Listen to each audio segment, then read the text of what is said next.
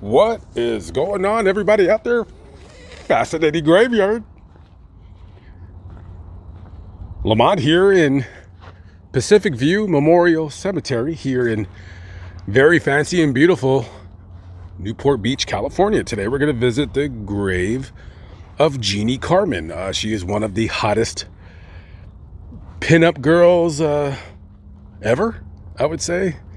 A woman who her looks definitely rivaled Marilyn Monroe's, and they were also very, very good friends. So Jeanne Carmen was born Agnes Laverne Carmen on August 4th, 1930 in Paragould, Arkansas. Hey, no offense to anybody from Arkansas. Trust me, I would rather be there than here. But does this chick look like somebody that was born in Arkansas? And if she was born in Arkansas, she looks like the type of chick that did the right thing, and that is get the hell out of there. Hey, guys, no offense. Arkansas, I love Arkansas. As long as it's not Little Rock or anywhere south near the border with Louisiana. But I love Arkansas regardless. So I guess you could say this girl is gorgeous, and she was so gorgeous she wanted to get out of Arkansas because she was looking at the taste in men, the choices in men, and she's like, yeah, if I'm gonna get like a decent husband, I gotta get out of Paragould, Arkansas. She grew up picking cotton with her family, and so she got the heck up out of there. So when she was 13, she escaped for her life. That's right, escaped for her life. She went over to Louisiana before finally making her way. She had family close by in the St. Louis area, so she got a job at some kind of factory there at first, and then eventually she got a job as a waitress at some roadside diner slash truck stop place. So it was in this area that she would meet a man who tickled her fancy, well, at least for a year or so, until she got bored and decided to go off with a gangbanger. But we'll get to that in a minute.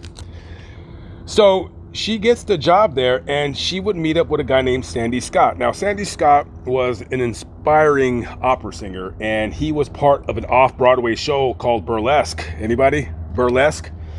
Starring actor Burt Lahr. So he says, hey, you're super hot. And she's like, duh. And so they went up and fled and went to New York, where she did some modeling, and that's when she started posing for the girly magazines. Now, at that time, in the 1940s, the risque magazines, where they weren't, they were showing a little bit of nip, but they weren't showing like full-on breastises, as David Allen Greer would say. And so she posed for quite a few different magazines, including Wink, Beauty Parade, Esquire, Girl Watcher, Sensation, and of course, now guys, if you have any kids in the room, get them out of the room right now, because I really got to say this word. And I know you guys think I'm better than that, but I'm not. She posed for Titter. Yeah, like Twitter, but with no W. Now, how the hell did you get that magazine by the censorship in 1940s? Anyways, Titter, come on. It's a funny name, though. I wonder what Titter paid her. So anyways, so they would get married, and eventually, within a year, they would divorce. I think it was about a year after they got married that they divorced. So anyways, so she's trying to be a dancer in New York for different plays and stuff like that. So she ended up dropping her name, because Agnes, she looks like never an Agnes alive. And she changed her name to Jeanne. So later on, she would hook up with a man, not hook up like that, but, meet. He was a trick shot golfer. Anybody heard of this guy? His name was Jack Redmond. Does anybody know that guy, Jack Redmond? Anyways, so she meets up with this guy, Jack Redmond, and I guess he would do shows, exhibitions, and stuff like that. So he hired her to basically model golfing clothes for women, and then she would be his assistant in his little golfing incidences, where one of his favorite tricks was to hit a golf ball from the mouth of a woman. Now, I don't know if she ever did that, but I would definitely decline in doing that. That is for sure. Anyways, so they would basically go around the country playing at fairs and anywhere where, you know, you could set up some kind of an exhibition. Maybe they would hook up with circuses or stuff like that or whatever. So he eventually started teaching her how to do trick shots. And coincidentally enough, she actually became very good at it. She practiced for 6 months. And by that time now, she had what they would call a knack for golfing. So she would later on take that knack and bilk unsuspecting dummies when they would gamble with her boyfriend. So let me explain what happened. So when she was in Florida, right at the time, she's hanging with the Scott nerd, and they get into a fight, and she leaves him. Now, I don't know what the hell happened, but she ends up hooking up with Chicago outfit gangster Johnny Roselli, who actually has his own story that we'll do in the future when we get down to Florida. So Johnny Roselli was, at the time, he was living in Hollywood, and he was kind of like the Chicago outfit's West Coast wingman, if you will. So they link up, and they eventually went out to Las Vegas quickly. And one of the things that they like to do is, because she was a very good golfer, is they would go to the country clubs or whatever, you know, the Desert Inn or whatever hotel had a golf course. And they would say, hey, I think my girlfriend over there can beat yous. And so they would gamble, play for, you know, whatever. And most of the time she's beating these guys because she was a very, very good golfer and also very, very hot as well. So later on, she would meet up with a guy, some bum. You guys ever heard of this bum named Frank Sinatra? That kid will never make it. So they link up, and they kind of had like a torrid love affair. Now, at the time, Frank is what? Like, she's what, 20? 18 or 20?